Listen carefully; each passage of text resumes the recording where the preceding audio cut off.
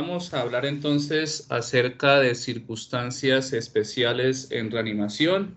Pues, buenos días, mi nombre es Sergio Corredor, yo soy residente de primer año de Medicina de Urgencias. Agradezco a mi asesor Cristian Gómez por la colaboración en la presentación. Entonces, el contenido, el derrotero de esta presentación, vamos a iniciar con una introducción, que es lo que estamos realizando en este momento.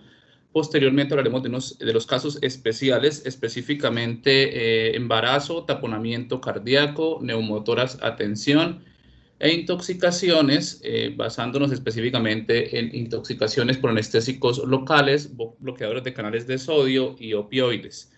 Finalmente hablaremos de algunas conclusiones generales del tema. Empezaremos hablando de reanimación cardiopulmonar en el embarazo.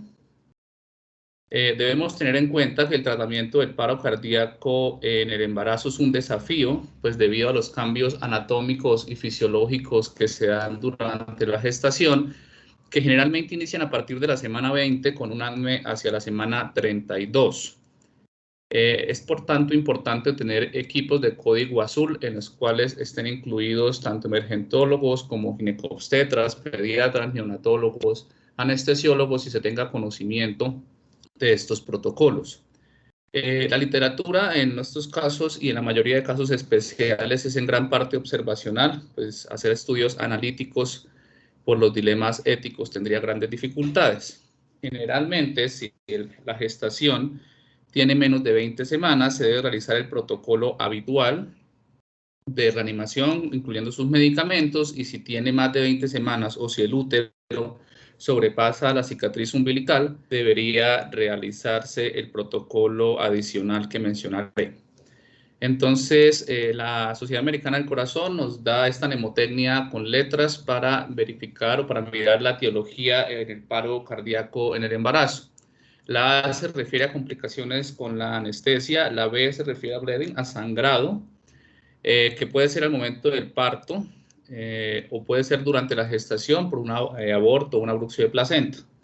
La C se refiere a patologías cardiovasculares, la D a uso de sustancias psicoactivas, la E de embolia, sea cardíaca, pulmonar o encefálica, la F de fiebre relacionada a la sepsis materna, la G de las causas generales que ya se hablaron anteriormente en los seminarios anteriores y la H de hipertensión, preeclampsia o eclampsia.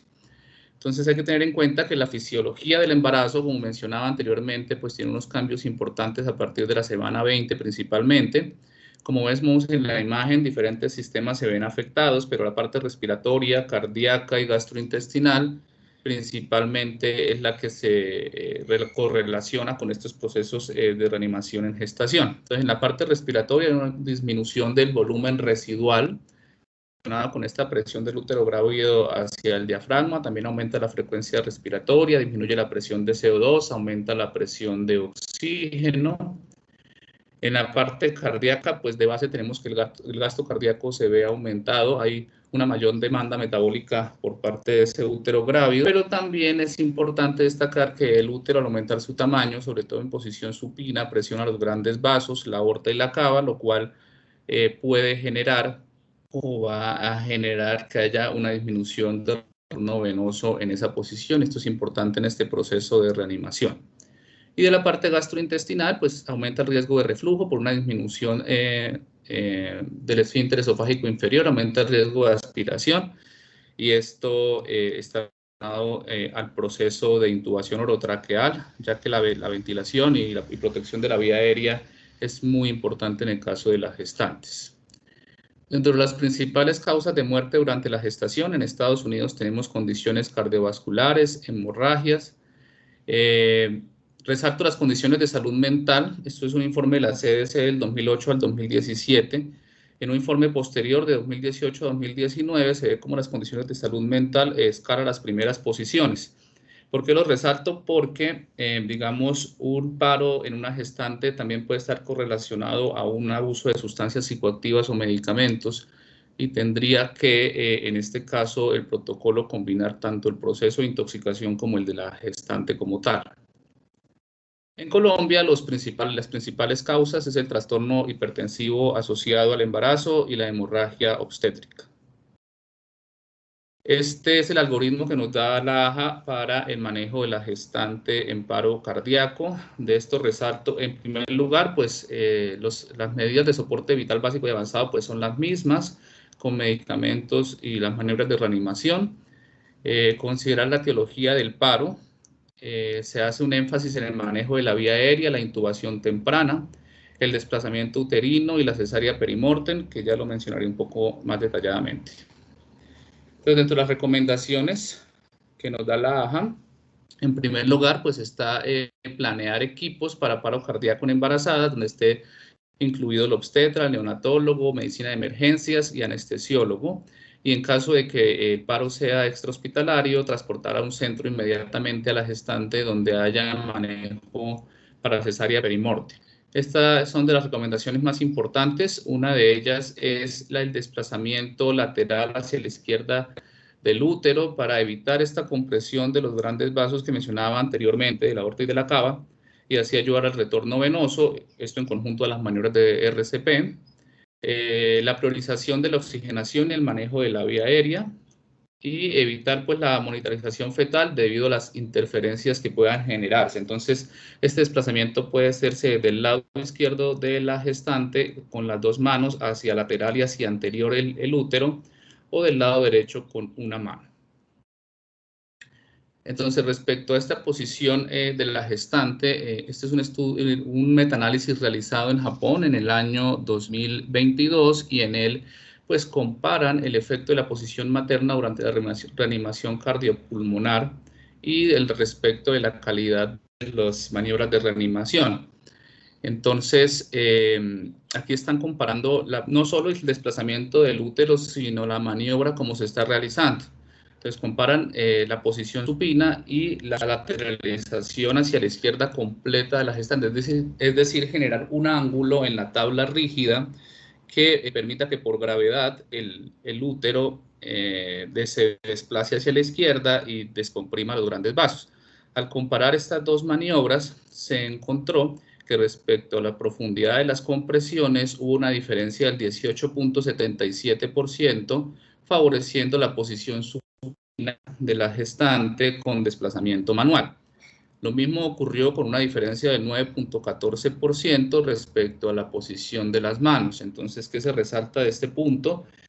Que la maniobra obviamente se debe realizar, pero pues hay evidencia o hay artículos que mencionan esta posición como lateralizada hacia la izquierda, en ese ángulo que se genera para que el útero desplace por gravedad, pero de acuerdo a estos hallazgos, pues se debe hacer la maniobra en posición supina con movilización a través de la maniobra manual. Otras recomendaciones importantes es la cesárea perimortem. La cesárea perimortem, de acuerdo pues, a las guías, se debería realizar durante los primeros 5 minutos del paro cardíaco. Entonces, hablan de realizar 4 minutos de RCP y posterior, si no sale del paro, pues en 1 minuto realizar el procedimiento. Estos son los elementos que se requieren para una cesárea perimortem. En este respecto, pues quiero destacar que este tiempo de 4 minutos pues no debería tenerse como un tiempo límite, es decir, hacer la reanimación y después pensar en la cesárea, sino una vez iniciado el proceso de paro, debería pensarse en realizarse la cesárea perimortem. Este estudio realizado en el 2015 analiza los estudios originales que se realizaron en la década de los 80 para dar esta regla de los 4 minutos de la cesárea perimortem. Entonces, inicialmente Katz mencionaba que la persona que realizó estos primeros estudios mencionaba que la hipoxia en el ser humano se da en los primeros 5 minutos y por tanto es factible que en los primeros 4 después de los primeros 4 se realice la cesárea. Pero de acuerdo a este estudio, como vemos en la gráfica izquierda, pues la tasa de supervivencia disminuye progresivamente en la medida que el tiempo va avanzando al respecto de realizar las, teniendo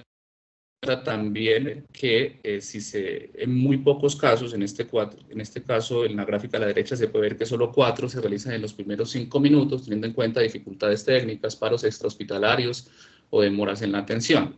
Lo que finalmente dice el autor y en lo cual estoy de acuerdo es que debería tenerse en cuenta no pensar como los 5 minutos como el tiempo máximo, sino decir o que la recomendación fuera realizar la cesárea en el menor tiempo posible. Es decir, una vez la paciente entre en paro, empezar a preparar todo para realizar la cesárea perimortem, así disminuir la presión del retorno venoso, permitir aumentar el gasto cardíaco, que de por sí no es el máximo con las compresiones, y facilitar el proceso para volver a circulación espontánea. Ahora, respecto a reanimación cardiopulmonar en taponamiento cardíaco, la reanimación cardiopulmonar en taponamiento cardíaco, pues es una causa de paro reversible. Recordemos que esto es una acumulación de líquido en el saco pericárdico, que puede ser sangre en los casos agudos o líquido seroso en los casos crónicos, como enfermedades reumatológicas.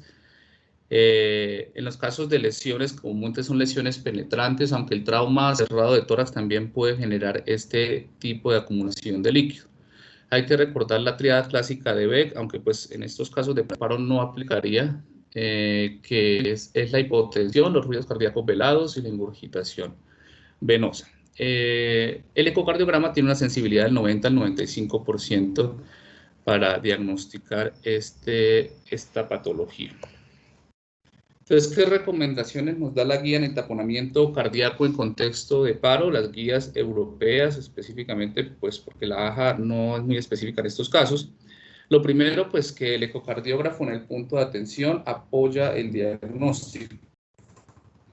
Es de gran importancia esta medida diagnóstica y pues hay que tenerla en cuenta en el caso de que llegue un paciente en shock, en paro, después de un trauma penetrante, un trauma cerrado de tórax, un politraumatismo, como medida inicial y rápida para verificar si hay un taponamiento cardíaco o otra causa reversible de paro, ya que realizar las maniobras de manejo puede facilitar el proceso de retorno a circulación espontánea. Entonces, ¿cuál es el manejo? Básicamente es descomprimir el pericardio inmediatamente. ¿Cómo se hace? Pues a través de una toracotomía de reanimación o una pericardiocentesis guiada por ecografía. Realmente, pues, la pericardiocentesis funcionaría más para los casos crónicos, ya que en un evento agudo, al estar acumulándose sangre de pronto por una lesión en ventrículo derecho o una lesión en un vaso, pues al extraerla por pericardiocentesis probablemente va a llenar el pericardio rápidamente de nuevo con el corazón y esto no va a facilitar el proceso.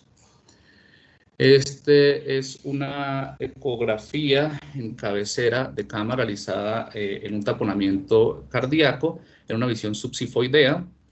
En ella se puede ver entre la capa visceral y parietal del pericardio cómo hay esa sombra anecoica, que es la acumulación de líquido que está comprimiendo el corazón, que en algunos casos pues, va a colapsar el ventrículo derecho. En estos casos se ve actividad eléctrica en el corazón, lo cual puede ocurrir en un paro por taponamiento, ya que hay una pseudoactividad eléctrica sin pulso. Los latidos cardíacos no generan el gasto cardíaco suficiente para generar la perfusión de los tejidos. Entonces, en estos casos no hay que buscar tantos o más hallazgos típicos del ecocardiograma con taponamiento, sino simplemente mirar si se encuentra esta acumulación de líquido para hacer el manejo rápido. Entonces hay unas pautas que nos da la Asociación Occidental de Trauma para la toracotomía de reanimación. Hay que tenerlas en cuenta para no hacer procesos fútiles en procesos en los que realmente ya no, en pacientes en los que realmente ya no es procedente realizar la toracotomía. Entonces, en primer lugar, la herida penetrante con RCP de 15 minutos. El shock refractario profundo, RCP con signos de vida o presión arterial sistólica menor a 60, y la lesión contundente con RCP menor a 10 minutos. Entonces, tener en cuenta estas pautas. Al respecto, pues quiero mostrar este estudio en el cual pues, se hizo un análisis de historias clínicas, esto fue en Estados Unidos, durante 15 años de toracotomías por traumas penetrantes en el ámbito prehospitalario. Realmente en estos países la atención prehospitalaria puede estar coayudada por especialistas que puedan realizar estos procesos, entonces pues puede ocurrir que se hagan toracotomías prehospitalarias. Entonces, de estos 71 pacientes que se analizaron con una herida por arma blanca en tórax, 13 pacientes sobrevivieron al alta con un resultado neurológico bueno en 11 de ellos y malo solo en 2. ¿Qué deseo resaltar de esto en específico? Pues aquí hablaban de el trauma de tórax penetrante, pero no explicaban qué había generado ese trauma de tórax, si un taponamiento cardíaco, un neumotórax, una lesión cardíaca. pero de los 13 pacientes a los que se les hizo toracotomía, todos ellos tuvieron taponamiento y sobrevivieron, perdón, todos ellos tuvieron taponamiento cardíaco y todos tuvieron lesión del ventrículo derecho, excepto en uno que tuvo lesión de la aorta torácica. Entonces, pues, esto lo que evidencia es que pues, la toracotomía puede ser un procedimiento, una maniobra que permita la supervivencia de estos pacientes y que el taponamiento cardíaco es una de las lesiones a nivel torácico después de un trauma que pueden ser reversibles durante un paro. Ahora vamos a hablar de reanimación cardiopulmonar en neumotórax a tensión. Entonces, recordar que el neumotórax a tensión es la entrada de aire en un mecanismo de válvula unidireccional en uno de los hemitórax que va a colapsar el pulmón de ese lado, que va a desviar el mediastino, generando una presión, una disminución del retorno venoso, y esto finalmente va a causar un shock obstructivo. Representa aproximadamente el 6 al 13% de los casos de paro traumático, y la toracostomía abierta es el tratamiento de base, ya que como en el caso del taponamiento cardíaco es una causa potencialmente corregible. Entonces, ¿qué recomendaciones nos da la guía europea del 2021? Uno, pues que el diagnóstico debería ser clínico, en el caso pues, de un paciente con un trauma de tórax abierto o en algunos casos cerrado, que presenta hiperresonancia del hemitórax afectado o desviación de la tráquea. Hay otros signos que pues, en los casos de paro no aplicarían, o se puede apoyar en ecografía en el punto de atención.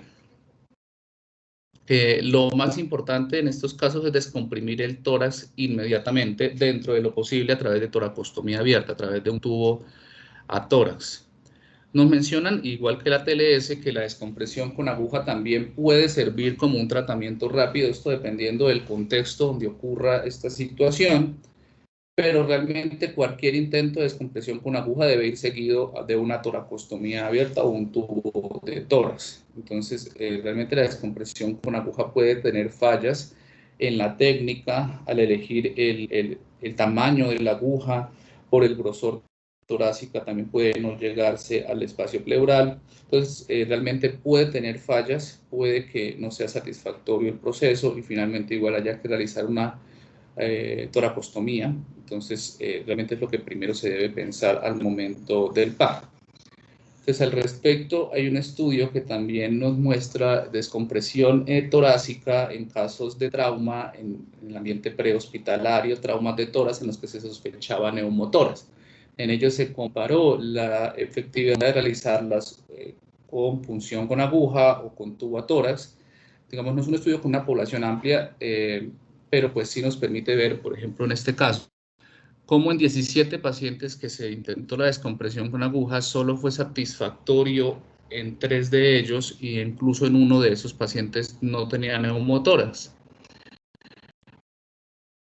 La tostomía con el pues fue satisfactoria en 5, entonces, y en uno de ellos pues se hizo punción con aguja y después tubo a tórax, lo cual fue satisfactorio. Entonces, esto lo que nos ayuda a evidenciar y reforzar pues es la idea de que la toracostomía es el procedimiento a realizar, pensar en el momento de que ocurran estos casos, y realmente la punción con aguja solo debe dejarse para ciertos escenarios. Vamos a hablar ahora acerca de la reanimación cardiopulmonar en intoxicaciones. Iniciaremos hablando de toxicidad anestésicos locales. Los anestésicos locales pueden generar una toxicidad sistémica que es potencialmente mortal, que ocurre generalmente en un tiempo corto de 5 a 15 minutos posterior a la aplicación del anestésico local, casi siempre en relación a bloqueos nerviosos, con una incidencia de 0 a 2 por cada 1000 de estos bloqueos. Entonces, esta toxicidad puede presentarse con una neurotoxicidad o hasta un colapso cardiovascular fulminante y requiere un manejo y una intervención rápida. Los agentes más comunes son bupivacaína, lidocaína y ropivacaína, teniendo en cuenta que los estudios están más centrados hacia la bupivacaína, y también el manejo del antídoto está en los estudios más centrados hacia esta parte. Entonces, respecto al cuadro clínico, tenemos que hay unos síntomas neurológicos que pueden ser excitatorios, como sabor metálico en la boca, cambios auditivos, cambios neuropsiquiátricos, delirio, confusión, puede llevar hasta convulsiones, y posterior un proceso de depresión neurológica con somnolencia, obnubilación y hasta coma. También posteriormente o en conjunto pueden haber síntomas cardiovasculares, signos de toxicidad cardíaca, dados por arritmias, taquicardia, hipertensión, continuados con depresión cardiovascular. Esta depresión puede evolucionar hasta una hipotensión refractaria, parada cardíaca y muerte. El análisis de los estudios nos muestra pues, que realmente no en todos los casos se muestran o se evidencian estas características clínicas. De hecho, hasta en un 30% solo va a presentar síntomas neurológicos, o en otro 30% síntomas cardiovasculares, con signos de toxicidad cardíaca. Es decir, pues realmente el paciente puede tener solo un cambio de su estado de conciencia como síntoma inicial de un proceso de intoxicación por anestésicos locales. Hay unas medidas de prevención que nos menciona la Sociedad Americana de Anestesia Regional y Medicina para el Dolor.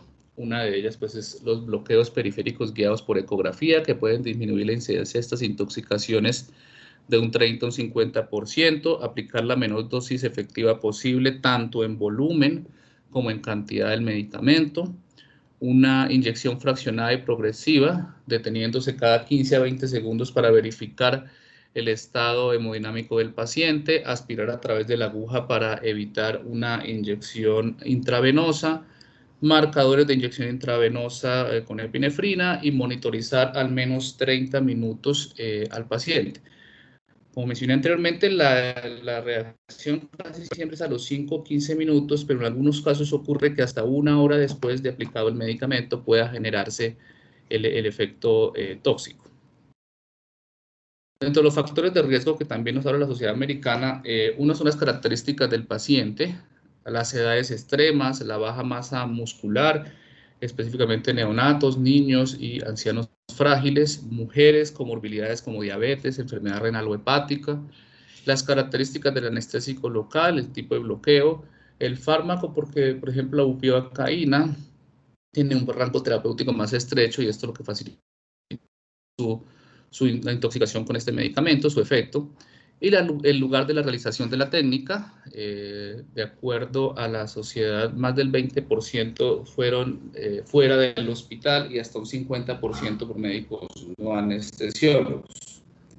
Dentro de las recomendaciones que nos da la AJA, pues es administrar emulsiones lipídicas en conjunto con las medidas estándar de reanimación, principalmente en pacientes con paro cardíaco debido a la bupivacaína, a la toxicidad por bupivacaína.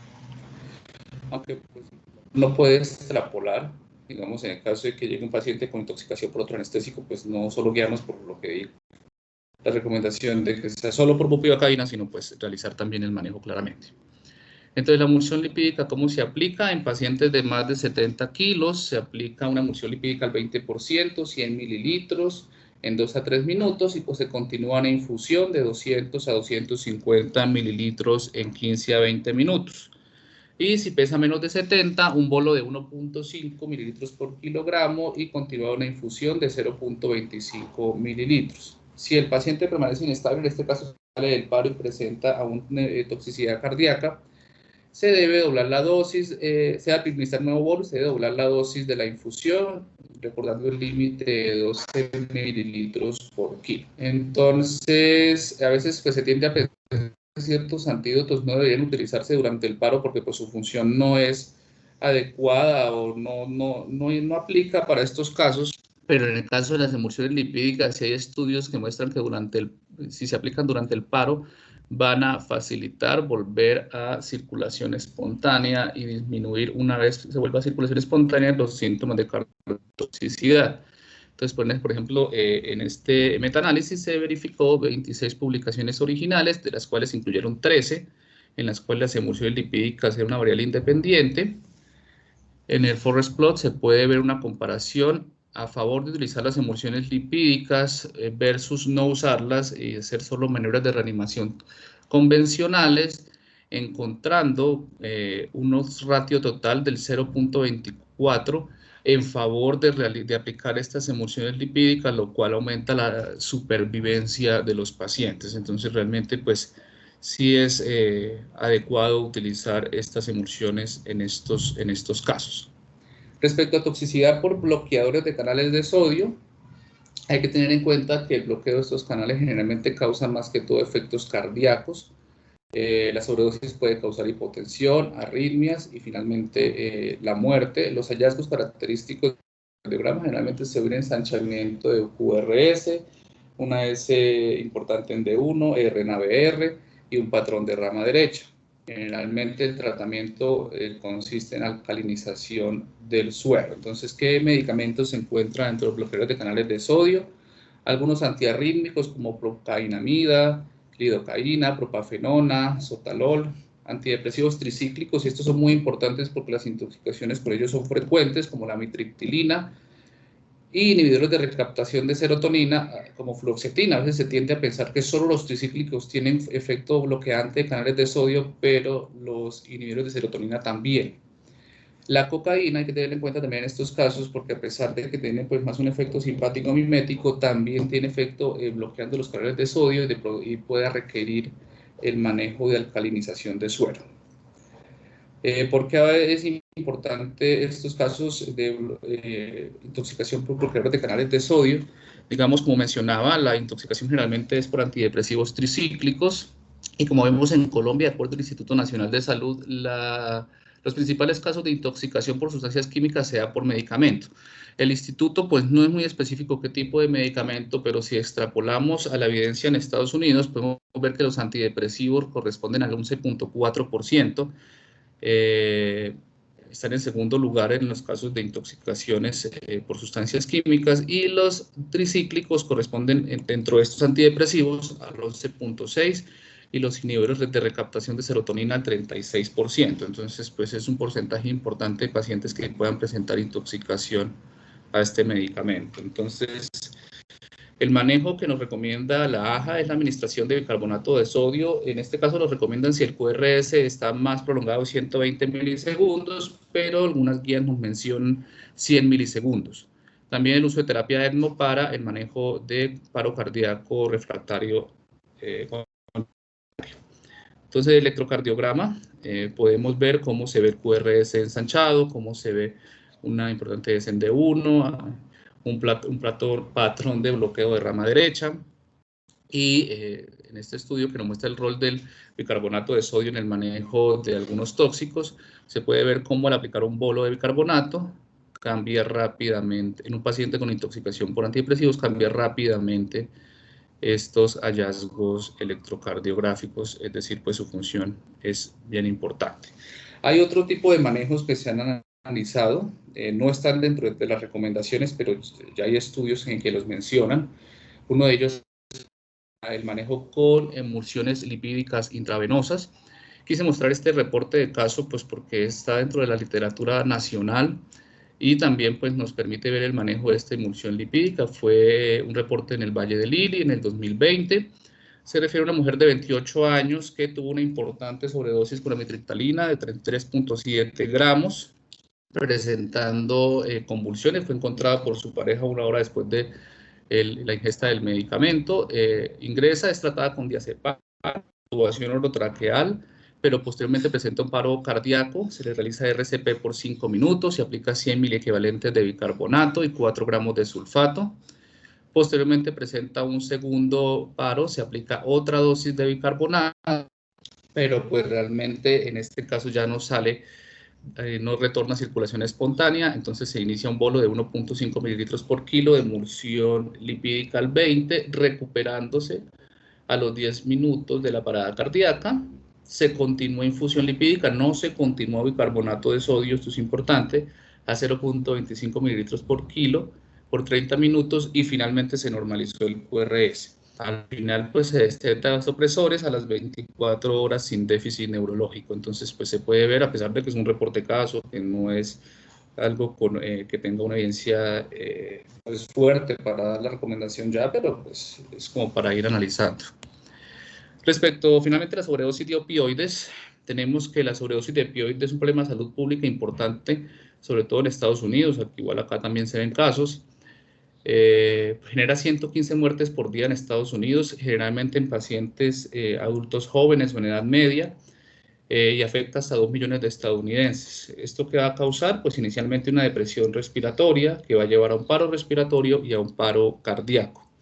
Entonces han habido 3 olas de muertes por sobredosis de opioides en Estados Unidos. La primera a partir de la década del 2000 con los opioides prescritos como la morfina, la hidrocodona. La segunda ola en intoxicaciones por heroína a partir de la década del 2010. Y una tercera ola que estamos viviendo de una intoxicación por otros opioides sintéticos como el fentanil. Entonces, como mencionaba, ocurre generalmente en adultos de edad media, adultos jóvenes, casi siempre en el hogar, en un entorno privado, esto relacionado pues al modo de consumo.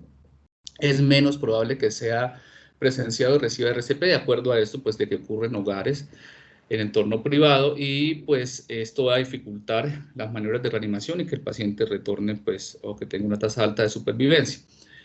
Y también teniendo en cuenta que generalmente presentan actividad eléctrica sin pulso y asistolia, lo cual pues también puede dificultar estos procesos de reanimación.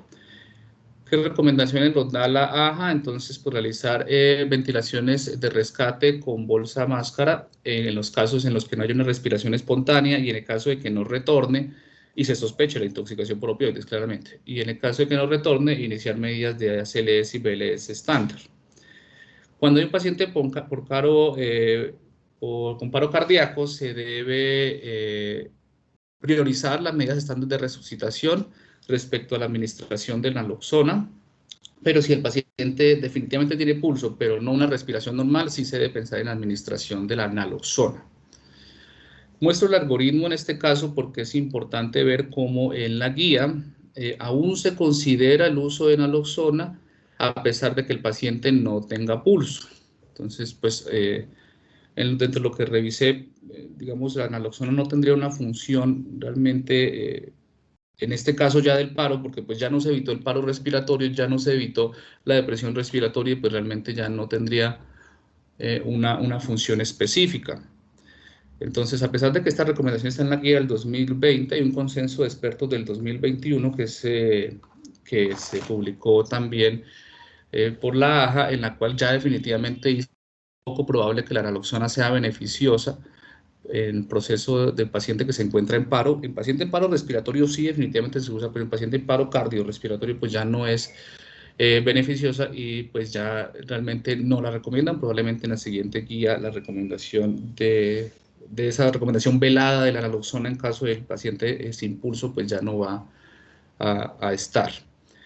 Y teniendo en cuenta pues que digamos la AJA seguía de algunos estudios como este para continuar con la recomendación. Entonces en este estudio se analizaron 42 pacientes de acuerdo a historias clínicas que se les aplicó naloxona, de los cuales respondieron 15 y presentaron un cambio en el ritmo cardíaco, en algunos inmediatamente. Entonces, al ver que pues, al aplicar naloxona hay un cambio en el ritmo cardíaco, pues se continuó la recomendación. Pero analizando el estudio, pues se puede ver, uno, que no hay cambios en el ritmo que se asocian claramente a un mejor resultado. Es decir, hay 15 pacientes que cambiaron el ritmo, pero si podemos ver la tabla, solo uno sobrevivió. El estudio no carece de un grupo control, solo hablan de los casos positivos, hay un sesgo y se administra medicamento estándar para ACLS, es decir, también se aplica epinefrina, otro tipo de medicación, y realmente estos son los que pueden estar generando el cambio del ritmo. O sea, pues de los estudios en los que se basa la AJA también pues hay algunos sesgos a tener en cuenta respecto a la naloxona y pues finalmente considera su dentro del paro pensarlo bien. Entonces, dentro de las conclusiones tenemos que la reanimación en circunstancias especiales conlleva pues intervenciones adicionales, es importante conocerlas para hacer un manejo adecuado en el momento. En el caso de paro en gestantes, el desplazamiento uterino, la cesárea perimortem y la adecuada ventilación son la base, teniendo en cuenta que la cesárea perimortem debe realizarse en el menor tiempo posible. Descomprimir el pericardio a través de toracostomía y reanimación mejora la tasa de supervivencia en taponamiento cardíaco por encima de drenaje por punción. El neumotórax, atención, requiere descomprimir el tórax inmediatamente, también tener en cuenta que dentro de lo posible con toracostomía abierta. Y la disponibilidad de antídotos para intoxicación es corta, en general los antídotos son pocos y su uso debe ser evaluado en casos de parada cardíaca, teniendo en cuenta si realmente su función va a generar cambios en estos pacientes. Eso sería todo. Muchas gracias por su atención. Bueno, hay varias cositas, Sergio. Pues la presentación me parece que estuvo muy bien dirigida. Se nota, hay mucha seguridad al enfrentarte al público y eso es algo muy bueno porque entretiene y lograste como hacer un enlace entre cada uno de los temas que te tocó. Una de las cosas que más me gusta es que este tema que anteriormente, hace años, se hacía en una sola sesión, lo han dividido, porque es que las situaciones especiales es precisamente ese 40% de las ocasiones en que el paro no es por un infarto y hay que buscar otra causa. Entonces, a medida que ha pasado el tiempo, hemos ido encontrando intervenciones que benefician al paciente en casos específicos. Cuando hablaste de la cesárea perimortem, ¿vos de pronto encontraste en alguna parte, en caso de que no se haga, cuál es la mortalidad estimada de esos pacientes? Estamos hablando de que es una mujer embarazada de más de 20 semanas de embarazo, o que está en la segunda mitad del embarazo y que hace paro. En caso de que no se haga la cesárea perimortem, ¿qué porcentaje mueren? Pues realmente los estudios analíticos, pues casi no encontré ninguno, la mayoría de estudios de simulación, pues que se mencionara la mortalidad en alguno no encontré. Pero sí hay. De hecho, la primera persona que hizo la cesárea perimortem, que es un ginecólogo que se llama Ferdinand Katz, que empezó con esto por allá en finales de los años 70, estudió la sobrevida en las mujeres que se había hecho y en las que no se había hecho cesárea perimortem. Mujeres con más de 20 semanas de embarazo. La mortalidad si no se hace es del 100%, porque precisamente si vos ves la fisiopatología de la reanimación cardiopulmonar, depende del llenado y del vaciamiento del ventrículo derecho. No tanto del ventrículo izquierdo, sino del ventrículo derecho, de la parte venosa. Y si vos no descomprimís la cava, pues ahí no hay nada que vos puedas hacer. Entonces es muy importante que tomen esto en cuenta porque si tienen una paciente en estas condiciones, una paciente embarazada de más de 20 semanas y hace paro y no se le hace cesárea perimortem, se va a morir. Pues eso, habrá algún estudio que muestre un 1% de supervivencia, pero en términos fisiológicos es lo que sucede. ¿Cuáles crees vos que son las medidas más efectivas para tratar al paciente que presenta paro cardíaco por trauma, ya sea penetrante o cerrado? Eso también está escrito en la literatura. Pues en primer lugar, yo pensaría de acuerdo al examen clínico o de acuerdo a si se hace una ecografía en cabecera de cama, en determinar las causas reversibles del paro. Si hay una causa reversible, dar prioridad, por ejemplo, a drenar, a realizar Supongamos que tracolostomía usted o... Sergio, porque es que es muy difícil. Si usted tiene un paciente que no está respirando, saber si tiene neumotórax por ecografía, por ejemplo, es muy difícil. Entonces, la pregunta precisamente es esa. ¿Qué mensaje para esas personas que tienen paros con trauma, que no tienen tiempo o no tienen un ecógrafo para ver si es un taponamiento? ¿Qué medidas deberían emplearse en el manejo de estos pacientes en paro?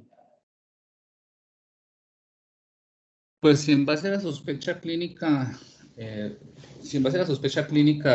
alguna causa reversible del paro, pues hacer el manejo específico, en caso de que no haya alguna imagen diagnóstica disponible, ¿sí? Porque pues realmente, digamos, si hay un caso de un taponamiento o un neumotórax en el cual no se hace el manejo con toracotomía o toracostomía o lo que se requiera, pues realmente va a ser infructuoso realizar solo las maniobras de reanimación. Y en caso de que en definitiva no se tenga la experticia para hacer el procedimiento o la disponibilidad o bueno, pues realizar las maniobras de reanimación como tal cardiopulmonar. No sé si alguno de los residentes de pronto quiera ayudarte con esta pregunta, porque realmente no es tan compleja en términos de que la literatura nos habla de unas intervenciones específicas en el paciente que tiene paro por trauma. ¿Alguno de los residentes que está por ahí quisiera? Profe, qué pena. Entonces, La pregunta es, en un paciente que llega por paro por trauma, ¿qué intervenciones son las que uno debería pues, priorizar en ello, cierto? correcto. Sí, señor. Sí, pues porque incluso lo mostró ahí Sergio con una cosita relacionada pues con las indicaciones pues de toracotomía de resucitación, que podría ser pues como una medida salvadora en este tipo de contextos, porque muchas veces pues queda como la duda de realmente qué es lo que puede estar llevando al paciente a trauma. Puede ser hipovolemia, sobre todo pues en el caso de los que son abiertos, pero por ejemplo en este caso de los de cerrados, donde está pues como contemplado este tipo de ayudas. Bueno, entonces el asunto es muy simple. El paciente de trauma se muere por las lesiones amenazantes de la vida que están descritas en el ATLS, principalmente en neumotórax a tensión o por sangrado. Entonces, las intervenciones que hay que priorizar son la administración de hemoderivados, principalmente glóbulos rojos empaquetados, y se ha descrito la realización de toracostomía bilateral emergente, porque cuando se hicieron los estudios de toracotomía de resucitación en trauma, encontraron que la mayoría de los pacientes que retornaban a la circulación espontánea después de la toracotomía de resucitación eran pacientes que tenían neumotórax a tensión, y al hacer la toracotomía se descomprimía el neumotórax a tensión. Entonces, es una de las principales causas. Si usted con sangre y con la toracostomía bilateral no puede sacar al paciente del paro y no tiene la forma de hacer una toracotomía, es improbable que ese paciente vaya a salir del paro. Entonces, esas son las dos intervenciones que la literatura sugiere priorizar. Obviamente uno podría hacer otras cosas, uno podría intubar al paciente, hacerle eco y mirar si tiene taponamiento. Yo no estoy completamente de acuerdo con que el paciente con taponamiento de origen cardíaco no se le deba hacer una pericardiocentesis. Hay pacientes que incluso después de la pericardiocentesis, la herida de corazón no es tan grande y se cierra sola. Ha habido reportes, no es lo más común, pues, excepto que sea una herida por arma de fuego. Entonces, miren que son muchas cosas a considerar, y por eso es que en las intervenciones pasadas yo les he dicho, traten como de buscar entre los espacios de la evidencia también. Sobre todo pregúntense, háganse preguntas críticas acerca de esos casos particulares. Finalmente, hablaste de una cosa que no entendí, hablaste de alcalinización del suero en los casos de intoxicación por medicamentos que sean bloqueadores de canales de sodio. ¿A qué te referías con alcalinización del suero? A la aplicación del bicarbonato. Pero es que la aplicación del bicarbonato no se hace para alcalinizar el suero en esos casos, Sergio. Entonces es muy importante conocer la fisiopatología. Si vos tenés bloqueo de canales de sodio, realmente la aplicación de bicarbonato de sodio lo que hace es suministrar una sobrecarga de sodio que reduce ese bloqueo. Lo mismo que hacemos con el calcio cuando tenemos bloqueo de canales de calcio. Entonces, es un término que, en mi opinión, no está utilizado correctamente. De hecho, la literatura también dice que si usted no tiene bicarbonato de sodio, puede poner cloruro de sodio hipertónico. No es igualmente efectivo, se tiene mucha menor evidencia, pero lo que usted busca es sobrecargar de sodio ese bloqueo de canales de sodio.